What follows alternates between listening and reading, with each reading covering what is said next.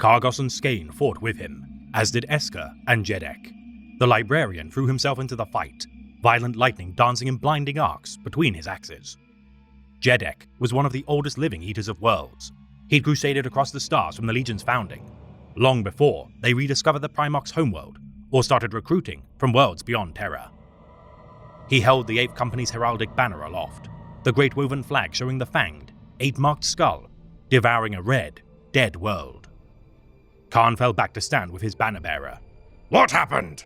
He shouted above the storm of sound. Jedek lifted the stump of his other arm. It ended at the elbow. The Ultramarines happened. Kargos crouched to reload his bolter. They're still happening, in case you haven't noticed. A bolt shell spat from the dust, crashing against Jedek's chest and driving him to one knee. The banner wavered, dipping, falling. Skane fired his pistols back, killing the hazy figure of an Ultramarine, ascending the rubble slope towards them. You're avenged, Jedek, he voxed. I'm not dead yet, the veteran growled. He hauled himself to his feet, raising the banner again. Blood marked the ruination of his chestplate.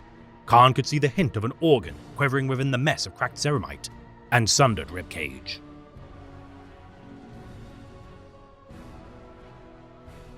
Brother Jedek served as a member of the World Eaters Legion during the Great Crusade and Horus Heresy. A Terran Astartes by birth, this former warhound was drawn from the original recruits of the 12th Legion. Among the oldest legionaries of the World Eaters, his tenure as a veteran warhound saw to his appointment as the standard-bearer of Captain Khan's 8th Company command squad.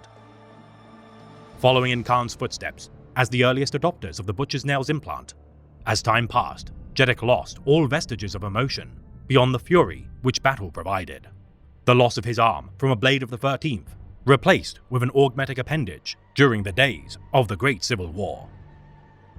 Present during the Shadow Crusade, persecuting the subjects of Ultramar, upon the soil of his Primarch's homeworld, Jedek would be slain by the Ultramarines. His long unwavering duty to hold his Legion's banner aloft finally ended. Another tenuous link to the Warhounds of yore fed the red sands of Nuceria before his Legion's final step towards damnation.